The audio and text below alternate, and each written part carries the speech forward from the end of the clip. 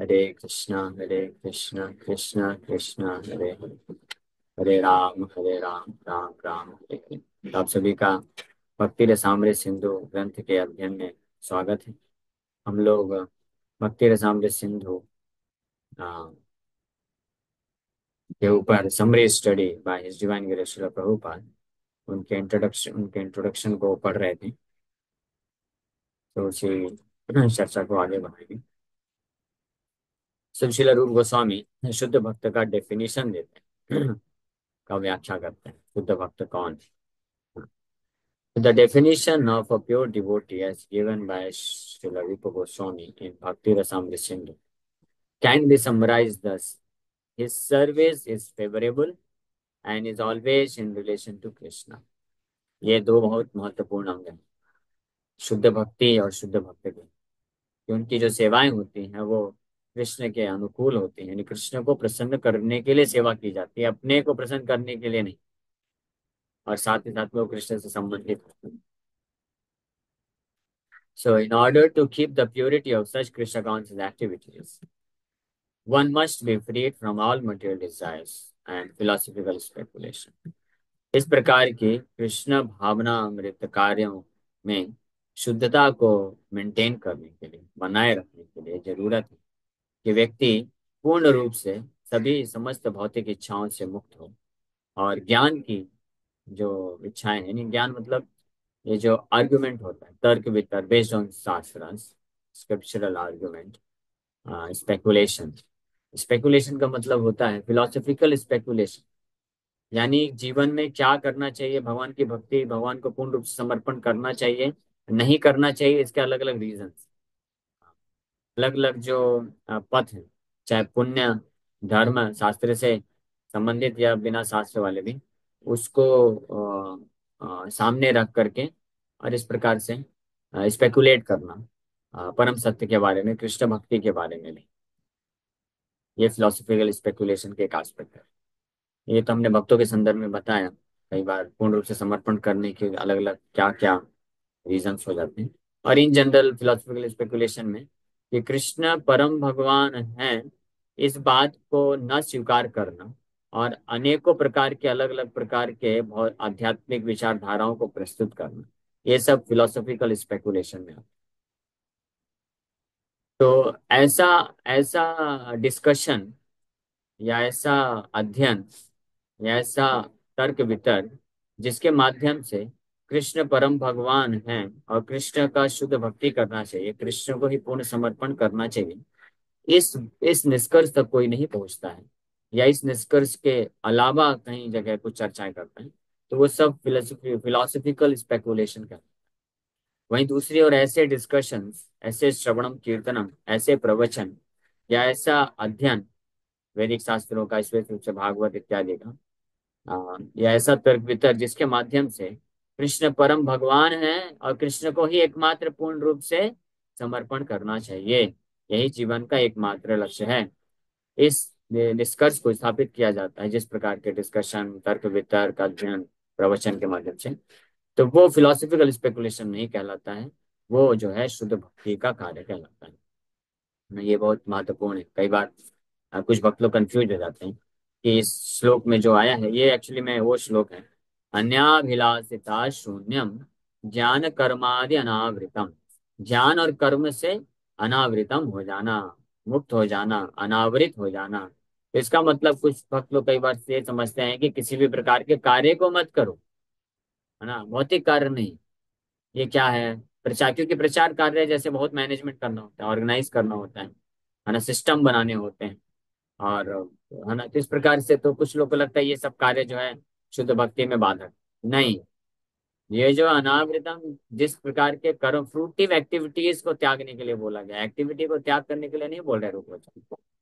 ऐसे एक्टिविटीज जो कृष्ण के सेवा के लिए जरूरत है, वो इस कर्म की कैटेगरी में नहीं आते हैं। दोज एक्टिविटीज आर नॉट कर्म, वो अकर्म है, वो कृष्ण की शुद्ध भक्ति है।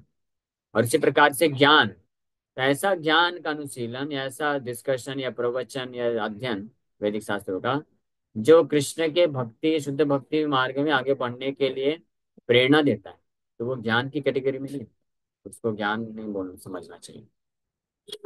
तो उसको त्याग करने की आवश्यकता नहीं। स्पेशली जो भक्ति शास्त्र है, गीता, भागवत इत्यादि जो शास्त्र है, उसको गहन अध्ययन करना, उसके ऊपर चर्चा विचार विमर्श करना, ये तो बल्कि अनिवार्य है, ये तो जरूरी है, ये ज्ञान मार्ग नहीं है। इसको यार ऐसे भक्तों को ज्ञानी नहीं समझना चाहिए, ऐसे भक्तों को शुद्ध भक्त मानना चाहिए। यही मिस्टेक किया गया था वो राधा कुंड के बाबा जी लोगों के द्वारा। जब श्रीला भक्ति सिद्धांत सरस्वती ठाकुर महाराज गए राधा कुंड में, तो वहाँ के कुछ निवासी जो सो कॉल्ड बाबा जी हुए, सभी बाबा जी नहीं, जो वैष्णव बाबा जी भी दो प्रकार के होते हैं, सहजिया बाबा जी, परमहंस, और एक होते हैं परमहंस बाबा जी। परमहंस बाबा जी जो होते हैं वैष्णव आचार्य होते हैं, जैसे गौर किशोर दास बाबा जी महाराज, तो ये परमहंस बाबा जी महाराज हुए, शुद्ध वैष्णव बाबा जी महाराज। जगन्नाथ दास बाबा जी महाराज, वंशी दास बाबा जी महाराज, ये भी बाबा जी हुए। लेकिन कुछ ऐसे भी बाबा जी होते हैं जो सहजिया होते हैं, हाँ, कृष्ण भक्ति बाहरी से करते हैं लेकिन वास्तव में वो सिद्धांत में स्थित नहीं होते हैं। तो शिला भक्ति सिद्धांत ठाकुर जब प्रवचन दिए, तो बाबा जी लोग, कई लोग आके बैठ गए सुनने के लिए, ये सोच के कि बहुत बड़े गौड़ी मठ के संस्थापक आचार्य आए हैं, तो चलो सुनते हैं, वो शायद राधा कृष्ण की कुछ लीलाओं को वर्णन करेंगे। तो शिला भक्ति सिद्धांत ठाकुर देखे कि बहुत सारे बाबा जी बैठे हुए हैं, तो वो समझ गए किस उद्देश्य से बैठे हैं। तो राधा कृष्ण की लीला का वर्णन तो छोड़ दीजिए, तो कृष्ण का भी वर्णन, कृष्ण का ही वर्णन किया, लेकिन कृष्ण का डायरेक्ट वर्णन छोड़ करके वो उपनिषद के ऊपर चर्चा कर रहे हैं। उपनिषद के ऊपर से उपनिषद के शास्त्रों, उपनिषद के मंत्रों के आधार पर स्थापित कर रहे हैं कि कृष्ण किस प्रकार से परम भगवान है, कृष्ण को किस प्रकार से पूर्ण समर्पण करना चाहिए, हर प्रकार के भौतिक वासनाओं को, भौतिक इच्छाओं को, खुद के इंद्र तृप्ति की भावनाओं को त्याग देना चाहिए। ये सब स्थापित करना चालू किए, तो कुछ बाबा जी लोग उठ के चले गए, जो वैष्णव बाबा जी नहीं थे, परमहंस नहीं थे, सहजिया लोग, वो लोग जा करके निंदा करने लग गए कि भक्ति सिद्धांत सरस्वती ठाकुर, इनको तो ऐसे ही लोग बना दिए हैं कि ये शुद्ध वैष्णव हैं, वैष्णवाचार्य है। ये कोई वैष्णवाचार्य नहीं है, तो ज्ञानी बाबा है, ये तो ज्ञानी है। ये मिसअंडरस्टैंड कर गए। तो Srila Bhakti Siddhanta Thakur, he was not a ज्ञानी, he was a pure 100% pure devotee, शुद्ध 100% शुद्ध भक्त थे, शुद्ध भक्त हैं। रे ऑफ विष्णु, भक्ति विनोद ठाकुर की विशेष कृपा से, विशेष प्रार्थना से भगवान जगन्नाथ, भगवान कृष्ण अपने एक बहुत ही अत्यंत खास नित्य पार्षद को भेजते हैं, जो कि डायरेक्ट श्रीमती राधा रानी के जो है मंजरी में वो सेविका है वहाँ पे ब्रजलीला में, रूप गोस्वामी के मार्गदर्शन में। रूप गोस्वामी जो श्रीमती राधा रानी के बहुत ही खास मंजरी है, और वही रूप गोस्वामी के जो है से असिस्टेंट के रूप में श्रील भक्ति ठाकुर मंजरी। तो लेकिन उनके प्रवचन, उनके राइटिंग्स आप पढ़ेंगे तो स्थापित करते हैं सैद्धांतिक रूप से, इसलिए कभी इस प्रकार की भावना नहीं रखना चाहिए कि जो गीता भागवत पे बहुत सैद्धांतिक रूप से चर्चा करते हैं, तो वो जो है ज्ञानी लोग। और इस प्रकार के डिस्कशन को कभी छोड़ना नहीं चाहिए। सिद्धांत बोलिले चित्ते न कर आलस, यहाँ हिते कृष्ण लागे सुदृढ़ मान।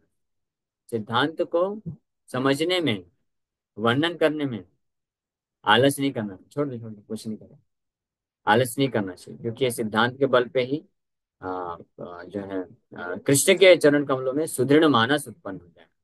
इसलिए philosophical speculation is something different, and शुद्ध भक्ति का जो मार्ग है वो अलग। Anyway, so any desire except for the service of the Lord is called material desire, भौतिक इच्छा कहलाती है, जो भगवान के सेवा के अलग। And philosophical speculation refers to the sort of speculation that ultimately arrives at a conclusion of voidism or impersonalism. तो philosophical speculation उसको बोलते हैं जो कि इस निष्कर्ष पे पहुंचता है, voidism शून्यवाद, impersonalism निराकारवाद, ब्रह्मवाद, इस स्थिति में, यानी कृष्ण को, कृष्ण की भक्ति को नेग्लेक्ट करता है कि कृष्ण परम भगवान है, कृष्ण का शुद्ध भक्ति करना चाहिए, समर्पण करना चाहिए, इस निष्कर्ष पे जो नहीं पहुंचता है, वाइडिज्म और इम्पर्सनलिज्म तक जाता है, तो दैट इज फिलोसफिकल स्पेकुलेशन। लेकिन ऐसा फिलोसफिकल डिस्कशन जो कि कृष्ण भक्ति स्थापित करता है, वो स्पेकुलेशन में नहीं होता। This conclusion is useless for a Krishna conscious person. Only rarely by philosophical speculation can one reach the conclusion of worshipping Vasudev Krishna. This is confirmed in the Bhagavad Gita itself. Bahunam janmanam te jnanvan mam prapadyate. One who is accustomed for this philosophical speculation, ये मानसिक चिंतन, मानसिक विचारधारा करने के लिए जो बहुत ही ज्यादा जिसकी लत लग चुकी है, ये भी एक प्रकार के, this is also kind of intoxication, ये भी एक प्रकार का नशा है। लत लग जाती है जिसको, तो वो उसको कई कई जन्म लग जाते हैं भगवान को समर्पण करने को। ये जो ऑर्डिनरी नशा है शराब, दारू शराब का, तो ये तो कोई छोड़ सकता है, 2-3 महीने भक्तों के संग में आ जाएगा तो छूट जाएगा। लेकिन ये जो फिलोसफिकल स्पेकुलेशन वाला नशा है, ये बड़ा भयानक है, ये छूटे नहीं छूटता है कितना भी उनको। हमने तो एक्सपीरियंस किया प्रैक्टिकली, बुक डिस्ट्रीब्यूशन करते वक्त स्पेशली बहुत एक्सपीरियंस होता है। किसी को कोई ये जो है इम्पर्सनल, यानी मायावाद, निराकारवाद या शून्यवाद की विचारधारा किसी के हृदय में प्रवेश अगर कर चुकी है, तो उसको इतना डिफिकल्ट होता है, कितने भी श्लोक कोट कर दो, कितना भी बता दो गीता भागवत का, उसका मति में घुसता ही नहीं है भेजे में। वो फिर जब बोलेगा फिर वही चीज निकालेगा बाहर, कि वही सब कुछ निराकार है, सब कुछ ब्रह्मवाद है, सब मायावाद है, सब कुछ एक है, कोई कृष्ण और हम में कोई अंतर नहीं है, हम सब जा करके ब्रह्म में विलीन हो जाएंगे। उनको पूछा कौन से शास्त्र के कौन से श्लोक में ये बोला गया, आप पहले दिखाइए, श्लोक तो बताइए। They can not even quote the shloka, verse, उनको श्लोक भी कोट नहीं कर सकते, लेकिन फिर भी वो उसी में फिक्सअप रहते हैं। इसलिए इस प्रकार के लोगों का नशा उतारना, ये इसके लिए बहुत ही उच्च स्तर के शुद्ध भक्त की कृपा से ही हो जाता है। जैसे शिला प्रभुपाद जी ये कार्य कर पाए, साधारण भक्तों के पास वो कर नहीं कर पाते। मैं तो खुद देखा हूँ, ये प्रैक्टिकली इम्पॉसिबल। कोई 4 नियम तोड़ रहा है, उसमें फंसा हुआ है, तो उसको इंस्ट्रक्शन दे करके समझा करके निकाला जा सकता है बाहर, कृष्ण भक्ति के कृष्ण चरणों में पहुंचाया जा सकता है। लेकिन मायावाद विचारधारा से दूषित अगर किसी का हृदय है, ये नशा अगर चढ़ गया है, तो वेरी डिफिकल्ट। इसलिए भगवान बोले गीता में कि उनको कई कई जन्म लग जाते हैं। So the ultimate end of philosophical speculation then must be Krishna, with the understanding that Krishna is everything, the cause of all causes, and that one should therefore surrender unto him. If this ultimate goal is reached, then philosophical advancement is favorable. But if the conclusion is philosophical speculation, if the conclusion of philosophical speculation is voidism or impersonalism, that is not bhakti. ये हमने already चर्चा कर दिया। So karma of fruitive activities are sometimes understood to be ritualistic activities. There are many persons who are very much attracted by the ritualistic activities described in the Vedas. But if one becomes attracted simply to ritualistic activities without understanding Krishna, his activities are unfavorable to Krishna consciousness. Actually, Krishna consciousness can be based simply on hearing, chanting, remembering, etc. Described in the Srimad Bhagavatam are 9 different processes, besides which everything done is unfavorable to Krishna consciousness. Thus, one should always be guarding against fall down. तो यहाँ पे स्पष्ट प्रभुपाद जी लिख रहे हैं, जिन भक्तों ने इस पैराग्राफ को अगर ध्यान से सुना हो, समझ गए हो, प्रभुपाद जी बोल रहे हैं कर्म कांड में अगर कोई फंसता है, तो that is like a fall down, a kind of fall down. और साथ ही साथ में हाँ, his activities are unfavourable to Krishna. ये अनुकूल है ना, कृष्णानुशीलनम नहीं, ये प्रतिकूल है ना हो गया, प्रतिकूल हो गया। हाँ, ये this is in one sense this is as good as, जैसे जो असुर लोग होते हैं, कंसा इत्यादि जो लोग हैं, वो लोग भी तो कृष्ण का चिंतन करते थे, लेकिन प्रतिकूल भाव में। उसी प्रकार से अगर कोई वैदिक शास्त्रों के फ्रूटिव एक्टिविटीज, रिचुअलिस्टिक एक्टिविटीज, जिनको कर्मकांड बोला जाता है, केवल उसी से अट्रैक्ट होता है, आकर्षित होता है, लेकिन कृष्ण को समझने में, कृष्ण के प्रति समर्पण करने में कोई उद्देश्य नहीं है, कोई रुचि नहीं है, तो उनके इस प्रकार के धार्मिक कार्य जो हैं वास्तव में अनफेवरेबल है, प्रतिकूल है, और वो उसको मदद नहीं कर सकते हैं। That becomes the cause of their fall down from the devotional service. इसलिए प्रभुपाद जी बोल रहे हैं कि Krishna consciousness can be based simply on hearing, chanting, described in Srimad Bhagavatam are 9 different processes, besides which everything done is unfavorable.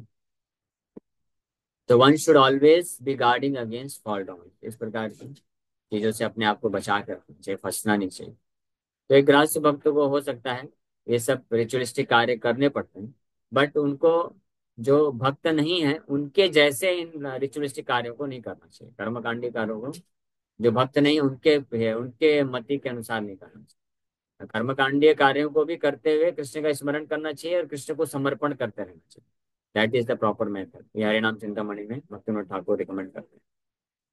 Srila Rupa Goswami has also mentioned in this definition of bhakti the word jnana karmadi. This karmadi, fruity work, consists of the activities that are unable to help one attain to pure devotional service. Many forms of so-called renunciation are also not favorable to Krishna conscious devotional service. तो ज्ञान and कर्म आदि ये सब जो है, जो कृष्ण भक्ति के लिए अनुकूल नहीं, दे शुड बी अबंडेंड, उनको त्याग देना चाहिए। Srila Rupa Goswami has also quoted a definition from the Narad Panchayat as follows. One should be free from all material designations and by Krishna consciousness must be cleansed of all material contamination. सर्वोपाधि विनिर्मुक्तं तत्परत्वेन निर्मलम् ऋषिकेन ऋषिकेशा सेवनम भक्तिरुच्यते। ये नारद पंचरात्र में इस श्लोक को भी coat करते हैं भक्ति रसामृत सिंधु में, कि हर प्रकार की उपाधियों को त्याग करके पूर्ण रूप से कृष्ण के सेवक दास के रूप में अपने आप को समझ करके उनकी सेवा में लगाना चाहिए, अपनी इंद्रियों को इस प्रकार से इस्तेमाल करना चाहिए। So when our senses are engaged for actual proprietor of the senses, Rishikena Rishikesha, Krishna is Rishikesha, proprietor of the senses. So Rishikena, Rishik matlab senses. By the senses should be engaged in the service of the master of it. That is called devotional service. Bhakti Ruchyate. In our conditional state, our senses are engaged in serving these bodily demands. When the same senses are engaged in executing the order of Krishna, our activities are called bhakti. तो अपनी इंद्रियां इस प्रकार से भगवान के लिए लगती तो उसको भक्ति कहते हैं। As long as one identifies himself as belonging to a certain family, a certain society, or certain person, he is said to be covered with designation. उपाधि, अपने आप को जब तक कोई किसी परिवार, समाज या व्यक्ति से अपनी पहचान अगर करता है, तब तक समझना चाहिए कि वो देहात्म बुद्धि में है और उसकी चेतना जो है उपाधि से ढकी हुई। But when one is fully aware that he does not belong to any family, society, or country, but is eternally related to Krishna, he then realizes that his energy should be employed not in the interests of so-called family, society, country, but in the interests of Krishna. This is purity of purpose and the platform of pure devotional service in Krishna consciousness. लेकिन अगर कोई इस बात को साक्षात्कार प्राप्त कर ले, समझ जाए कि वो किसी भी प्रकार से किसी भी परिवार, समाज, देश से संबंधित नहीं है, केवल और केवल कृष्ण से ही सनातन रूप में संबंधित है। ममई वांशो जीवलोके जीव भूता सनातना न सस्तानि इंद्रियाणि प्रकृति स्थान कर्षति। भगवान कृष्ण बोलते हैं ममई वंश जीवलोके जीव भूता सनातन, सारे जीवात्मा जीव भूता मेरे सनातन अंश हैं। तो कृष्ण से ही हमारा सनातन संबंध है, किसी परिवार, समाज, देश, दुनिया से संबंध नहीं। इस बात को जो समझ जाता है,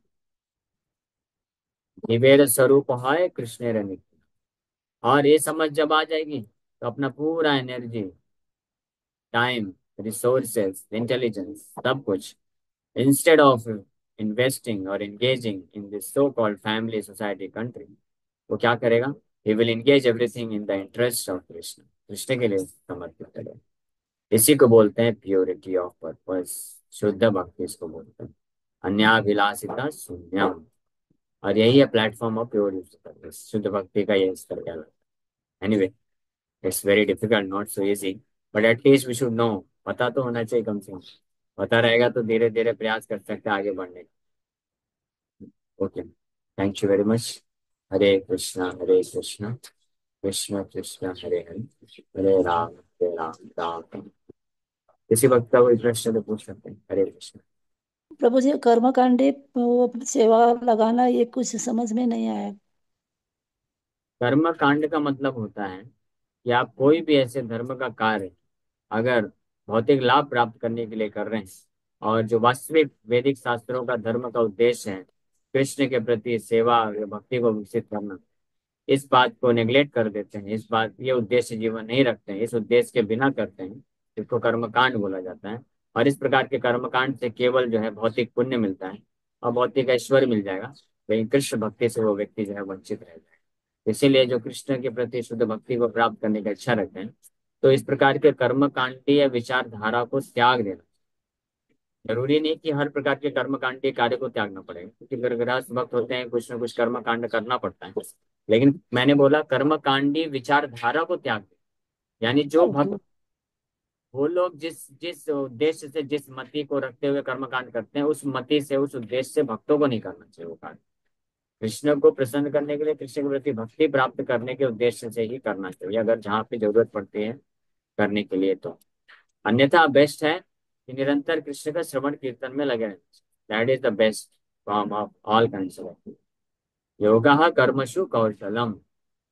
When one is situated in connection with the Supreme Lord, that is the best form of activity. Yoga कर्मशु कौशल, हर प्रकार के कर्म का कुशलता, स्मार्टेस्ट वर्क है वो। Okay, clear. Hare Krishna. Clear clear. Hare Krishna. और कोई प्रश्न? अच्छा प्रभु जी, मैंने सुबह एक क्वेश्चन पूछा था आपसे कि हमें सुख या दुख इफेक्ट ना करे, हमें ऐसा क्या करना चाहिए। तो ये एक मैंडेटरी स्टेप है ना, मतलब कृष्णा को पाने के लिए।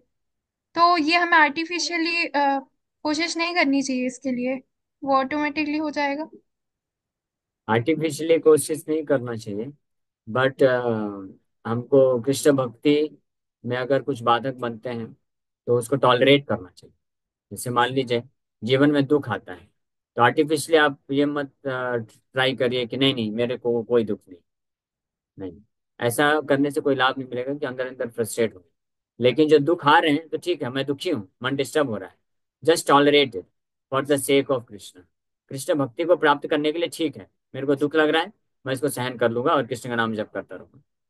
तो टॉलरेट करने का भगवान जो है रिकमेंड करते हैं। इसी प्रकार से कोई बहुत सुख आ रहा है, तो सुख आ रहा है, कोई अच्छा अपॉर्चुनिटी मिल रहा है इंजॉयमेंट करने का, तो कोई भी आसक्त आकर्षित तो हो गई, मन में तो प्रलोभन आ ही सकता है।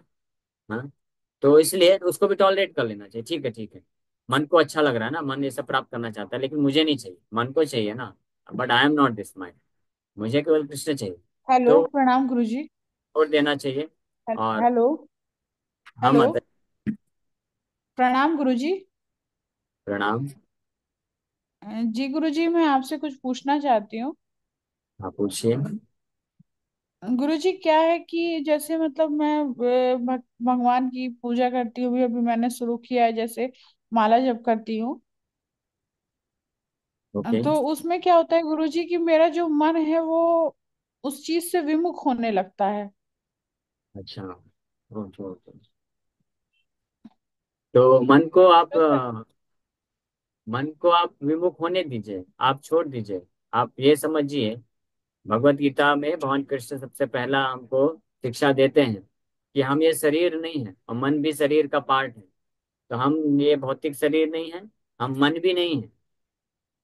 तो मन विचलित हाँ हो रहा है ना, मन को दुख हो रहा है, मन को कुछ प्राप्त करना है ना। आप समझिए, जानिए कि मैं मन नहीं हूँ, हम तो भगवान के नित्य दास हैं। तो इसलिए मेरा काम है भगवान का नाम जप करना, सुनना। तो आप अपना कार्य कर रही है, मन को अपना कार्य करने दीजिए, कुछ समय बाद मन अपने आप आ जाएगा। जैसे बच्चा जी होता है दीदी। ना, जी तो जी। बच्चा इधर उधर खूब भटकता है, शरारत करता है, हाँ उसको बार बार पकड़ने की कोशिश करते तो और शरारत करता है।